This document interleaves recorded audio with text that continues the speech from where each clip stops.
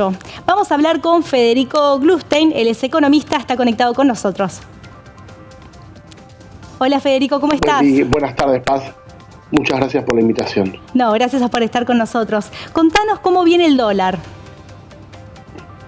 Bueno, lo que estamos viendo es que desde que asumió el presidente Javier Milei y post-devaluación, el valor de la cotización del dólar se mantuvo casi invariante en estos últimos 2 meses.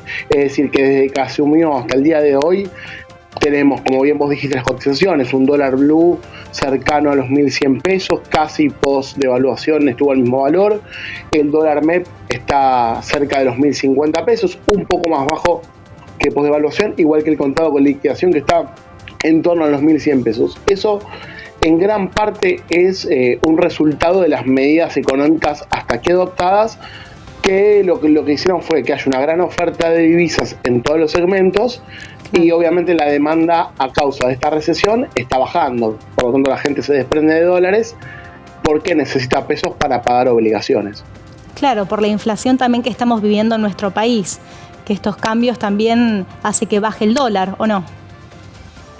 Sí, sin duda, porque pensemos que en estos 3 meses tenemos una inflación acumulada que va a rozar el 70%, claro, con una pérdida del poder adquisitivo que está rondando el 30%, al menos de lo que tiene que ver con el poder adquisitivo del salario de los sectores formales, que no tuvieron una paritaria compensatoria. Los sectores no formales tampoco tuvieron un ajuste de sus ingresos, porque es más difícil, claro, sin poder de fuego poder recuperar ese poder adquisitivo. Entonces, sobre todo la clase media, que había acumulado divisas de alguna de las formas antes de las elecciones del año pasado, tuvo que empezar a vender para pagar obligaciones.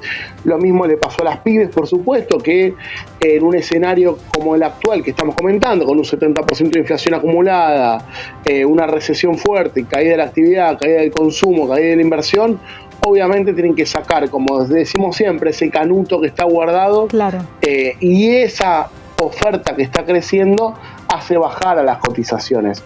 Y eso se va a prolongar también ahora, se supone, con la cosecha gruesa del campo, donde van a ingresar fuertemente divisas, va a haber más dólares en el sector financiero y eso hace que las cotizaciones tiendan a bajar. Claro. ¿Y considera, Fede, que es posible llegar a una unificación cambiaria para mitad de año? Va a depender de muchos factores. Primero, en principal, que no se siga atrasando el tipo de cambio. ¿Por qué? Porque hoy tenemos lo que se llama el crawling peg, que es la depreciación del tipo de cambio administrada en torno al 2% mensual. La cotización del dólar Banco Nación es de casi 8.60, la del mayorista es 8.45, y tenemos una diferencia de por lo menos un 20% en las cotizaciones, 25, 30, 35. Si todavía la diferencia es amplia, se supone que ahora cuando ingresen los dólares de la cosecha va a seguir bajando, inclusive hay perspectivas que podría llegar a alcanzar los 1.000 pesos, las cotizaciones más o menos están en el mismo segmento. Dijimos que hay una diferencia de menos del 5% entre el MEP y el contado con liquidación, con lo cual entre el MEP, Blue, contado con liquidación van a estar bastante emparejadas. Lo que va a faltar es un incremento en lo que tiene que ver con el segmento oficial de ese crawling peg del 2% para evitar un atraso cambiario.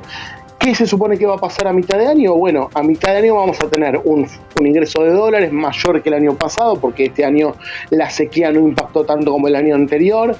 Hay recesión, por lo tanto la balanza comercial externa va a ser más positiva, es decir, Argentina va a seguir exportando y va a exportar más que el año pasado, pero va a importar claramente menos, no porque no esté abierto el segmento, sino también porque como la economía está en una recesión fuerte, se importa menos de lo habitual. Entonces ahí tenemos la posibilidad de acercar esas dos puntas, ese dólar oficial y los segmentos paralelos. Después eso, en caso, por ejemplo, de que se libere el cepo, que es el objetivo que tiene este gobierno a través de esa unificación cambiaria, puede ser que se acerquen todavía más, pero habrá que ver a qué valor también. Si, por ejemplo, como dijo el Fondo Monetario, el crawling peg va a ser del 8 o 9%, que es lo que está pidiendo para que no se atrase, o si va a seguir siendo el 2% y sí se va a atrasar el tipo de cambio. Claro. ¿A cuánto crees que va a llegar el dólar a mitad de año? El dólar blue. Y digamos, uno tendería a pensar de que si sigue estas ventas de divisas, sin contar algún tipo de cisma político, no debiera superar el segmento 1.100, 1.200 pesos. ¿Por qué? Bien. Porque la inflación vemos que está sufriendo una desaceleración, el ahorro de las familias está cayendo, Claro. el ahorro de las pymes y de los emprendedores también, y entonces ese segmento, que es el que principalmente se abastecía de dólar blue, hoy no lo está haciendo, inclusive está vendiendo. Entonces hay una potencialidad de que no suba. Lo que pasa es que también es cierto de que faltan 4 o 5 meses para mitad de año, digamos, en cuanto a mitad de año, no contar por ahí junio, sino contar julio-agosto, que es en el año productivo el segmento donde hay una caída en sí de la actividad, por el invierno y demás.